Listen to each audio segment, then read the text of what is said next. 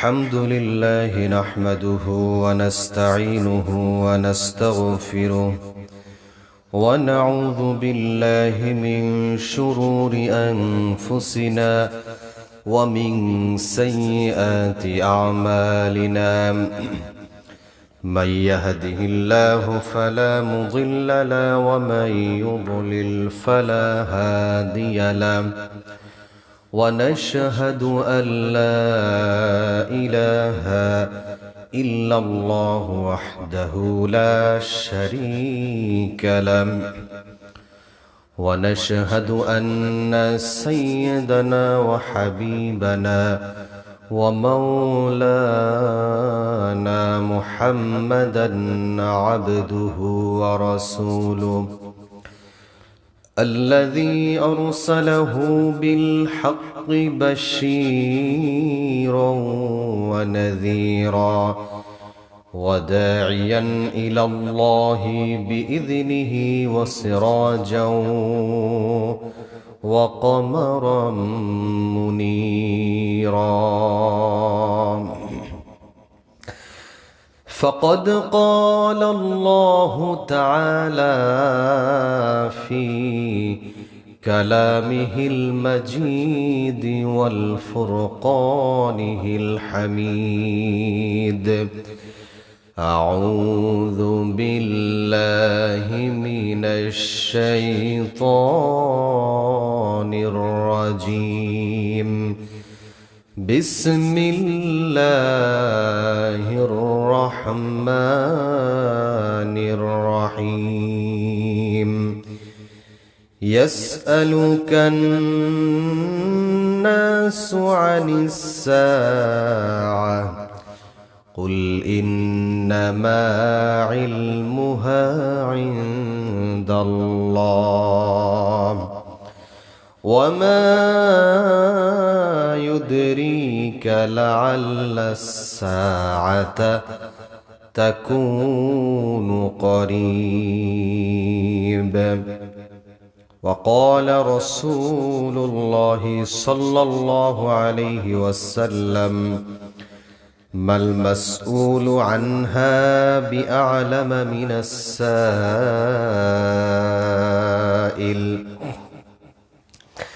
صدق الله العظيم وصدق رسوله النبي الكريم ونحن على ذلك لمن الشاهدين والشاكرين قالوا سبحانك لا علم لنا إلا ما علمتنا إنك أنت العليم الحكيم وقال تعالى في شان حبيبه ومحبوبه إن الله وملائكته يصلون على النبي يا أيها الذين آمنوا صلوا عليه وسلموا تسليما اللهم صل على مولانا محمد وعلى آل سيدنا شفيعنا محمد اللهم صل على سيدنا مولانا محمد وعلى آل سيدنا شفيعنا محمد سيد الكونين والثقلين والفريقين من عرب ومن عجم اللهم صل على سيدنا مولانا محمد وعلى آل سيدنا شفيعنا محمد بلغ العلا بكماله كشف الدجى بجماله حسنت جميع خصاله صلوا عليه وآله الحمد لله মুআজ্জাজ মুহতারাম মুসাল্লিয়ান আযম মহান আল্লাহ সুবহানাহু ওয়া তাআলার দরবারে লাখ কোটি শুকরিয়া আদায় করি যিনি আমাদেরকে অত্যন্ত ভালোবেসে মহব্বত করে পবিত্র সালাতুল জুমাআতে জুমার সালাত আদায়ের উদ্দেশ্যে মসজিদে সকলের আগে ভাগে আসার বসার তৌফিক দান করলেন। এই জন্য সেই মহান মুনিবের দরবারে তার শিখানো ভাষায় কালিমাতুশ শুকরিয়া আদায় করি, সকলেই পড়ি আলহামদুলিল্লাহ। দুরূদ ও সালাম পেশ করি সর্বকালের সর্বযুগের সর্বশ্রেষ্ঠ মহামানব রাহমাতুল লিল আলামিন সাইয়্যিদুল মুরসালিন খাতামুন নবিয়্যিন মুহাম্মদ আরবি বিশ্বনবী জনাবে মুহাম্মদুর রাসূলুল্লাহ সাল্লাল্লাহু আলাইহি ওয়াসাল্লাম।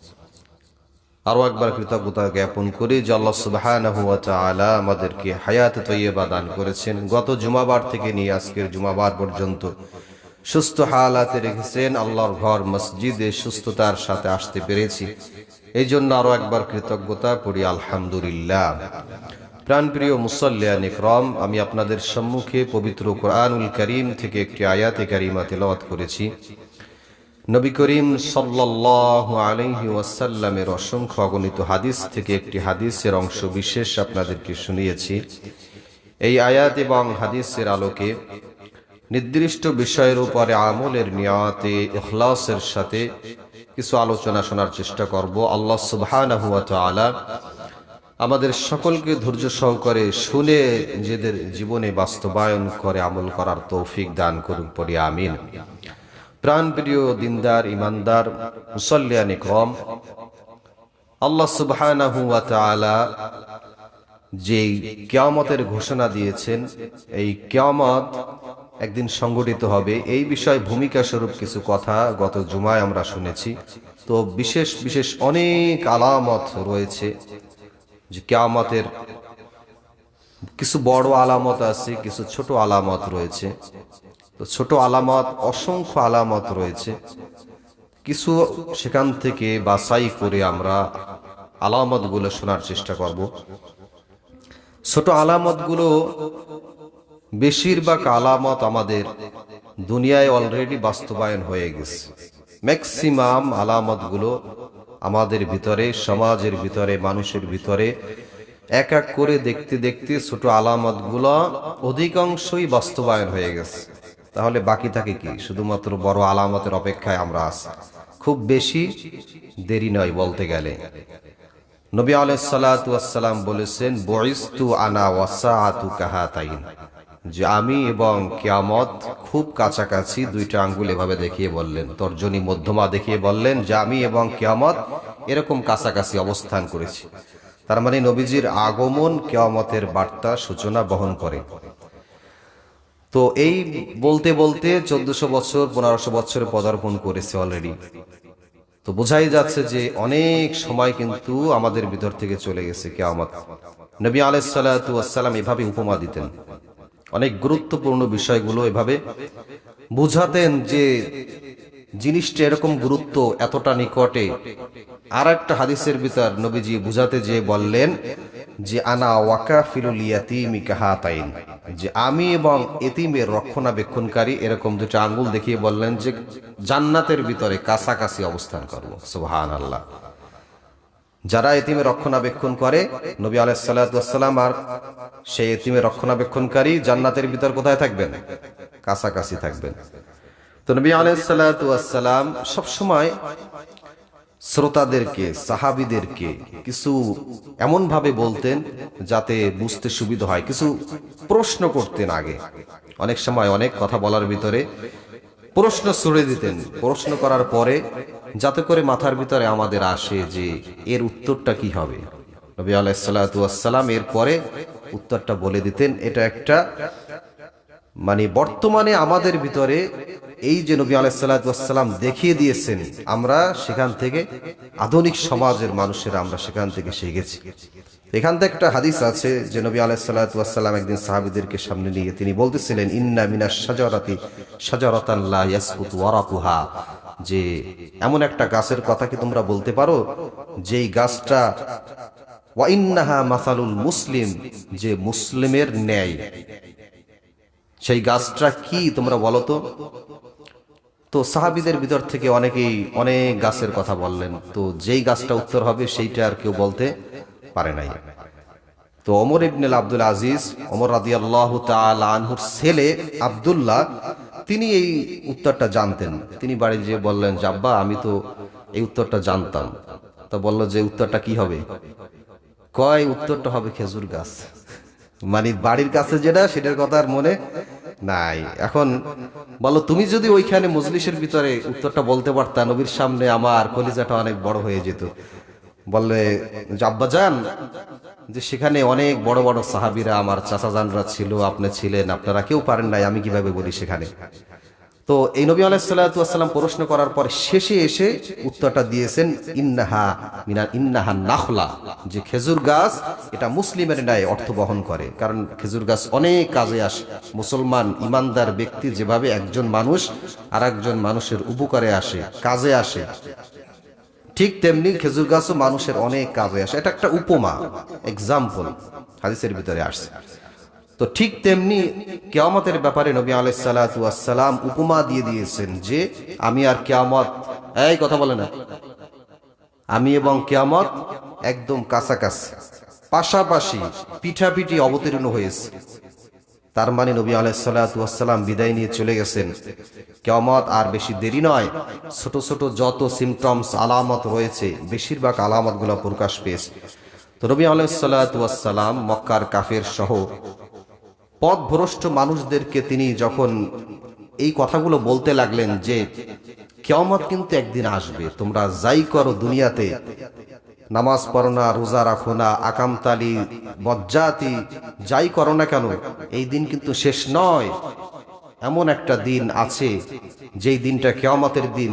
সেই কিয়ামতের দিনের অপেক্ষা কিন্তু তোমাদের কি করতে হবে, সেই ভয়ঙ্কর দিনের অপেক্ষা তোমরা করো, সেই দিনের ফেস কিন্তু তোমাদের কি করতে হবে। এই কথা নবী আলাইহিস সালাতু ওয়াস সালাম কাফের, বেঈমান, মুনাফিক তাদের সামনে বলতে বলতে তাদের ভিতর ভয় চলে আসলো যে নবী কখনো মিথ্যা কথা বলে না। বুঝতেছেন? নবী আলাইহিস সালাতু ওয়াস সালাম সত্যবাদী ছিলেন, আলামিন, বিশ্বাসী ছিলেন। নবী আলাইহিস সালাতু ওয়াস সালামকে কাফেররা পর্যন্ত বিশ্বাস করত। তাই কিয়ামত সম্পর্কে এত বেশি বেশি আলোচনা করতেন। সাহাবীদেরকে নবী আলাইহিস সালাতু ওয়াস সালাম অন্য পথভ্রষ্ট মানুষদেরকে সতর্ক করলেন। তারা বললেন, ইয়া মুহাম্মদ সাল্লাল্লাহু আলাইহি সাল্লাম, তাহলে কিয়ামত কবে হবে আমাদেরকে জানিয়ে দাও। নবী আলাইহিস সালাতু ওয়াস সালাম তিনি কিয়ামত সম্পর্কে কি বলবেন, আল্লাহ পাক রব্বুল আলামিন আয়াত নাজিল করে জানিয়ে দিলেন, ইয়াসআলুকান নাসু আনিস সাআ, কিয়ামত কখন সংগঠিত হবে নবী আপনি কি করে বলবেন। ইয়াসআলুকান নাসু আনিস সাআ কুল ইন্নামা ইলমুহা ইনদাল্লাহ ওয়া মা ইউদরিকা লাআল্লাস সাআতা তাকুনু করিবা। হে নবী, কিয়ামত সম্পর্কে আপনার কোনো জ্ঞানই তো আমি দেই নাই, কিয়ামত সম্পর্কে আপনি কি তাদেরকে জবাব দিবেন। কুল ইন্নামা ইলমুহা ইনদাল্লাহ, কিয়ামত সম্পর্কে কেবলমাত্র একমাত্র আমি আল্লাহ রব্বুল আলামিনের কাছেই জ্ঞান রয়েছে। শুধুমাত্র একমাত্র আল্লাহর কাছেই কিয়ামতের জ্ঞান, কোনো কারো কাছে কিয়ামতের জ্ঞান নাই। জিবরিল আমিন আলাইহিস সালাতু ওয়াস সালাম নবী আলাইহিস সালাতু ওয়াস সালামের কাছে আসলেন মানুষের সূরতে, এসে কিছু কোশ্চেন করলেন। তার ভিতরে একটা প্রশ্ন ছিল, মাতা তাকুমুস সাআ, ও নবী আপনি জানিয়ে দিন কিয়ামত কখন হবে। নবী আলাইহিস সালাতু ওয়াস সালাম জবাবে বললেন, মাল মাসউলু আনহা বিআলামা মিনাস সাইল, ও জিব্রাইল, তুমি যেমন কিয়ামত সম্পর্কে কিছুই জানো না, ঠিক তেমনি আমি নবীও কিয়ামত সম্পর্কে কিছুই জানি না। তুমিও যা আমিও তা।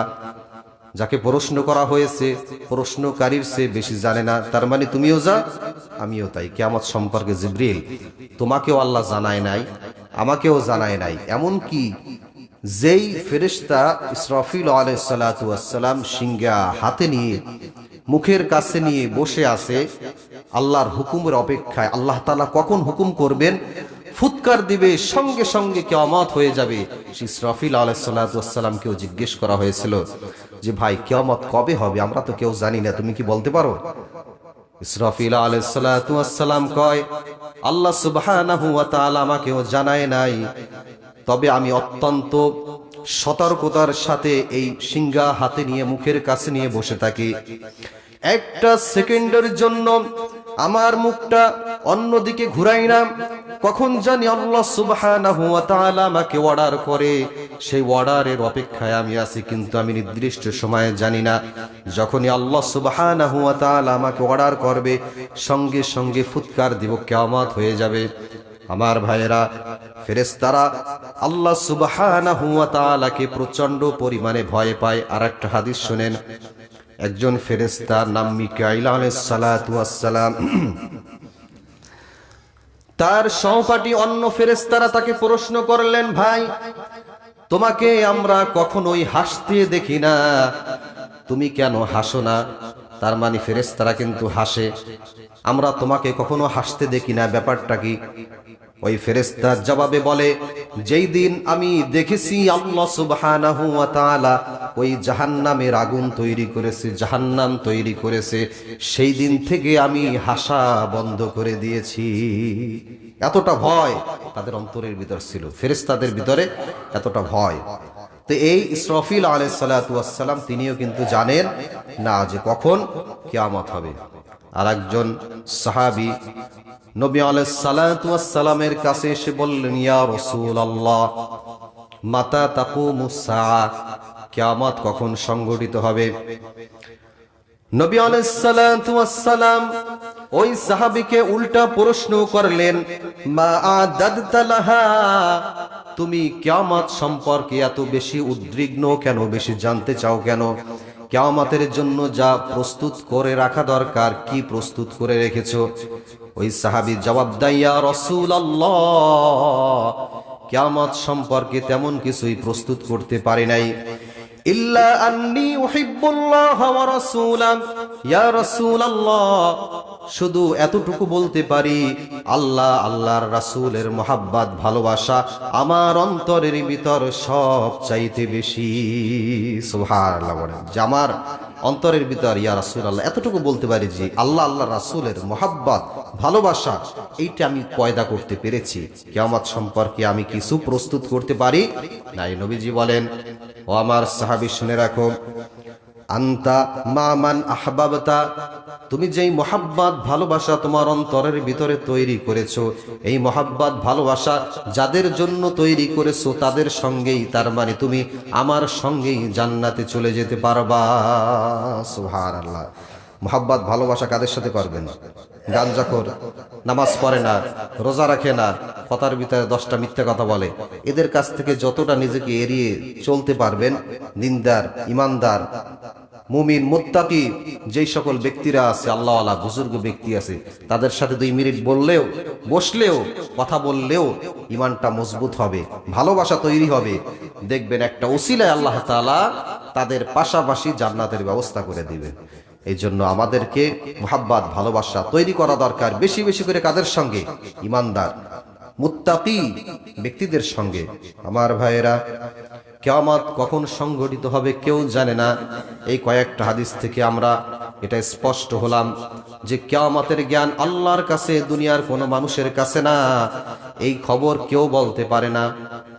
কিয়ামতের কিছু আলামত, একটা অন্যতম একটা আলামত, ছোট্ট একটা আলামত হলো যে দুনিয়াতে যতক্ষণ পর্যন্ত একজন ইমানদার ব্যক্তি, একজন মুমিন ব্যক্তি দুনিয়াতে যতক্ষণ পর্যন্ত বেঁচে থাকবে, ততক্ষণ পর্যন্ত কিয়ামত সংঘটিত হবে না, ততক্ষণ পর্যন্ত কিয়ামত হবে না। একজন ব্যক্তি আল্লাহকে ডাকার মতো থাকবে যতক্ষণ পর্যন্ত, ততক্ষণ পর্যন্ত নবী বলেন যে কিয়ামত হবে না।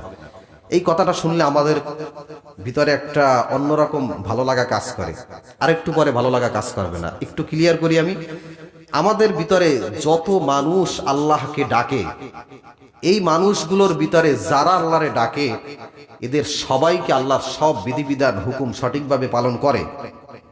সঠিকভাবে পালন করে না। যারা আল্লাহকে ডাকে সকল বিধিবিধান সঠিকভাবে পালন করে না।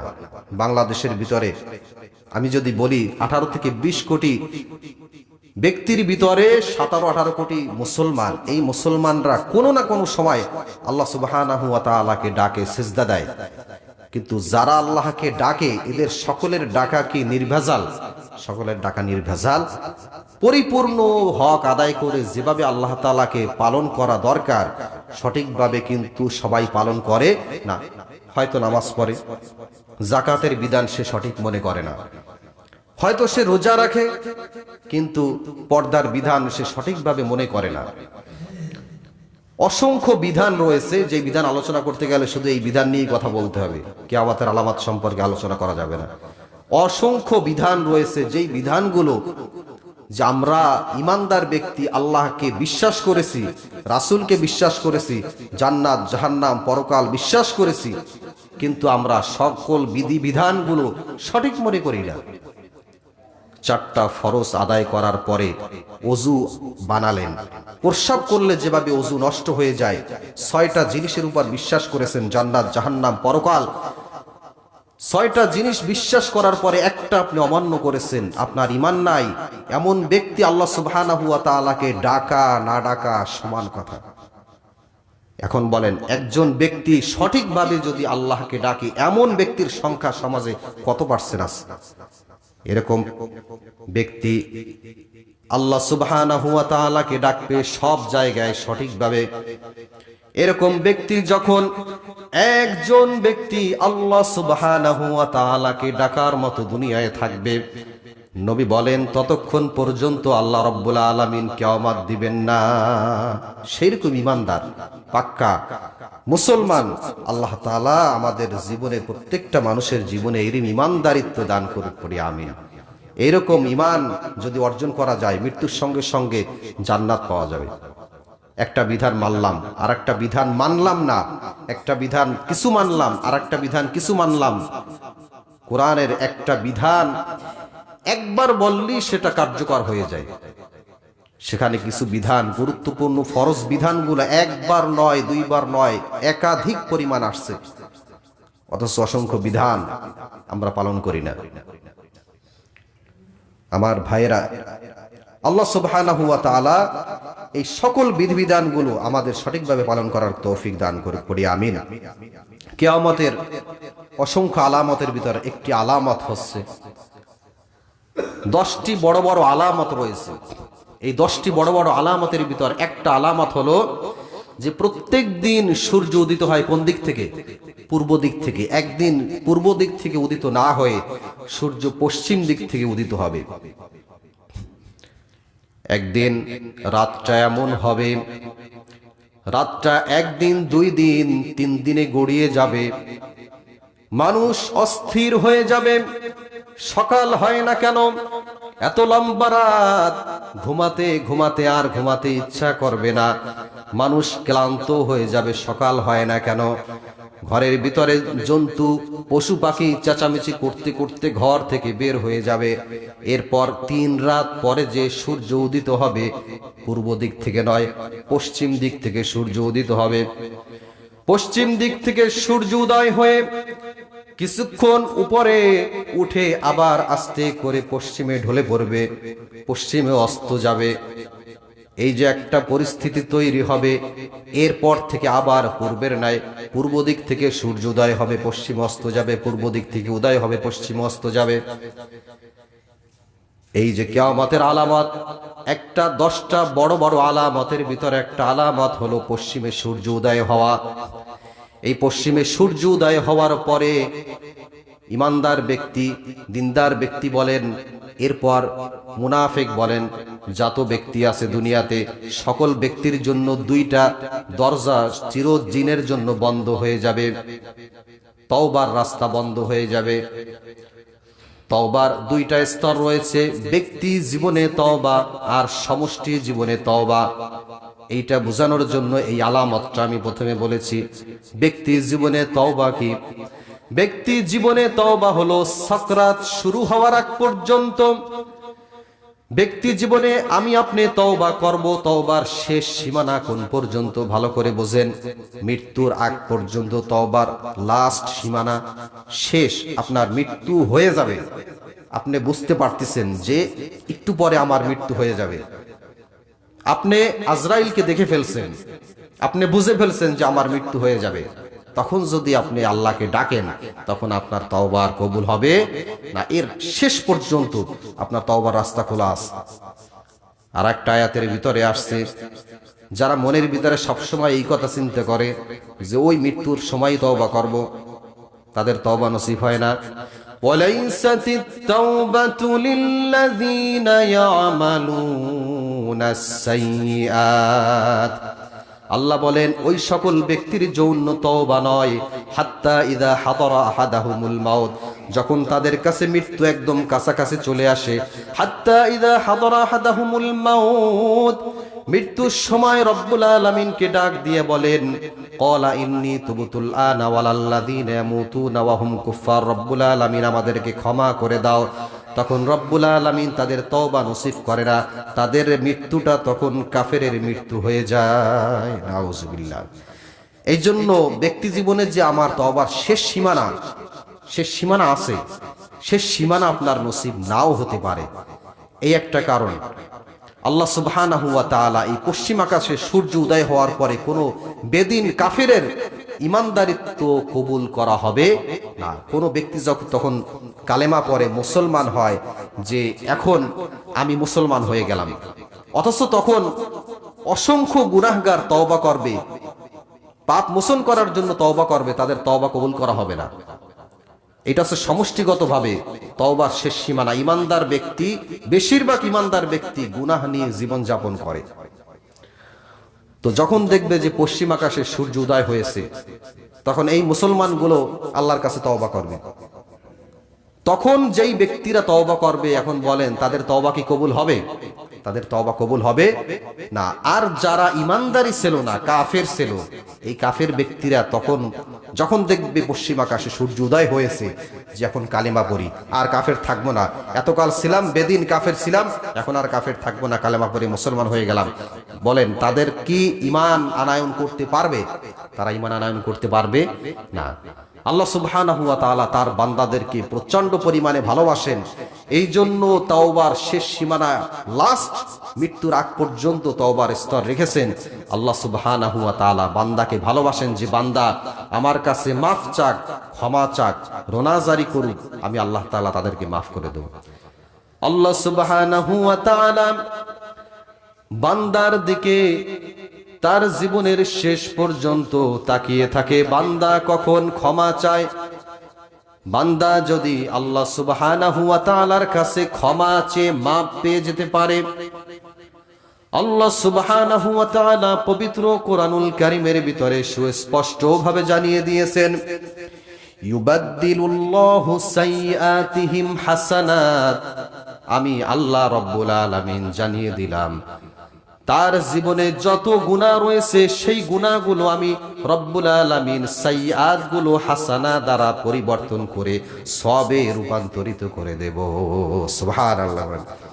গুনাহগুলো সওয়াবে রূপান্তরিত করে দিবেন। একটা শর্ত বলি, কারণ শর্ত যদি না বলি মুখে মুখে বললে তওবা হবে না। একটা শর্ত, অনেক শর্ত আছে তওবার, শর্তগুলো বিস্তারিত বলা সম্ভব না। একটা শর্ত হলো যে মনে মনে ইচ্ছা সংকল্প করা, গুনার অভ্যাস ত্যাগ করা, ভবিষ্যতে গুনাহ না করার ইচ্ছা পরিকল্পনা সংকল্প করা যে ভবিষ্যতে আমি কখনো গুনাহ করব না। যদি কোনো মুসল্লির ভিতরে, কোনো ব্যক্তির ভিতরে এই ইচ্ছা থাকে যে সবাই তওবা করতেছে ইমাম সাহেবের সাথে, আমিও তওবা করতেছি, কিন্তু মনে মনে কি আছে? ভবিষ্যতে গুনাহ করার ইচ্ছা আছে। নবী মুসা আলাইহিস সালাতু ওয়াস সালাম তার জামানায় অনাবৃষ্টি, কোনো বৃষ্টি হচ্ছে না। নবী মুসা আলাইহিস সালাতু ওয়াস সালাম তার কওমের লোকদেরকে একত্রিত করে আল্লাহ সুবহানাহু ওয়া তাআলার কাছে দোয়া করলেন, রব্বুল আলামিন আমাদের গুনার কারণে বৃষ্টি বন্ধ হয়ে গেছে। ভালো করে বুঝেন, নবী মুসা আলাইহিস সালাতু ওয়াস সালাম তিনি তো আল্লাহর নবী, তার কোনো গুনাহ নাই।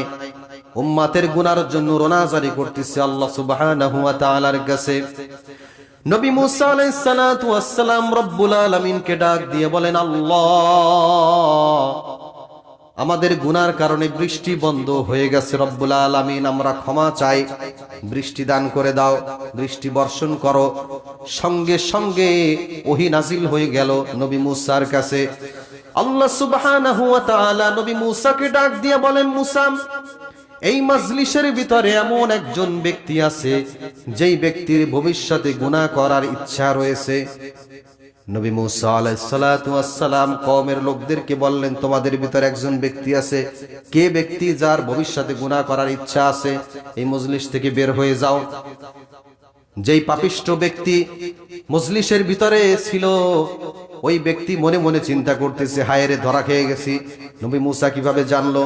এখন যদি এই মজলিস থেকে ত্যাগ করে আমি চলে যাই, সকলের কাছে আমি চিহ্নিত হয়ে যাব যে আমার গুনার কারণে, আমি পাপিষ্ঠ ব্যক্তি, আমার কারণে বৃষ্টি বর্ষণ বন্ধ হয়ে গেছে। ওই গুনাহগার ব্যক্তি আল্লাহ সুবহানাহু ওয়া তাআলাকে তখন ডাক দিয়ে বললেন, মনে মনে কোনো মানুষ শুনে নাই, আল্লাহ সুবহানাহু ওয়া তাআলাকে ডাক দিয়ে বললেন, রব্বুল আলামিন আমাকে লাঞ্ছিত করো না, এই মজলিস থেকে আমি যদি বের হয়ে যাই আমি চরম অপমানিত হব। রব্বুল আলামিন আমি তোমার কাছে ওয়াদা করলাম আর জিন্দেগিতে ভবিষ্যতে আমি কখনো আর গুনাহ করব না। যখনই বলল, সঙ্গে সঙ্গে বৃষ্টি বর্ষণ শুরু হয়ে গেছে। নবী মুসা আলাইহিস সালাতু ওয়াস সালাম আশ্চর্য হয়ে গেলেন। আল্লাহ সুবহানাহু ওয়া তাআলাকে জিজ্ঞেস করলেন, রব্বুল আলামিন তুমি তো বললে একজন পাপিষ্ঠ ব্যক্তি মাজলিসের ভিতরে আছে, সে না গেলে বৃষ্টি হবে না। এই মাজলিস থেকে তো কোনো ব্যক্তি বের হয়ে যায় নাই, রব্বুল আলামিন বৃষ্টি তো শুরু হয়ে গেছে। আল্লাহ সুবহানাহু ওয়া তাআলা নবী মুসাকে ডাক দিয়ে বলেন, মুসা যেই পাপিষ্ঠ ব্যক্তির কারণে আমি বৃষ্টি বর্ষণ বন্ধ রেখেছিলাম, ওই পাপিষ্ঠ ব্যক্তি আমার কাছে তওবা করেছে, ওয়াদা করেছে ভবিষ্যতে গুনাহ করবে না। এই জন্য আমি ওই পাপিষ্ঠ ব্যক্তির কারণেই আবার বৃষ্টি বর্ষণ শুরু করে দিয়েছি। সুবহানাল্লাহ, ওই পাপিষ্ঠের কারণে। এখন যদি ইমাম সাহেব বলেন, আল্লাহর বুজুর্গ ব্যক্তি বলেন, তার সামনে বসে যদি আপনি 1000 তওবা করেন, আর যদি ইচ্ছা থাকে যে ভবিষ্যতে কি করব, গুনাহ করব, তাহলে আপনার তওবা কবুল হবে না। অন্যতম একটা শর্ত হলো যে ভবিষ্যতে গুনাহ করব না, এই পাক্কা ওয়াদা কার কাছে করবেন? আল্লাহ সুবহানাহু ওয়া তাআলার কাছে যদি করতে পারেন, তাহলে আপনার তওবা কবুল হবে। আল্লাহ সুবহানাহু ওয়া তাআলা আপনার সাকরাত শুরু হওয়ার আগে ঈমানদার মুমিন ব্যক্তি হিসাবে আপনার মৃত্যুটা হয়ে যাবে। আল্লাহ তাআলা আমাদের সকলকে বোঝার আমল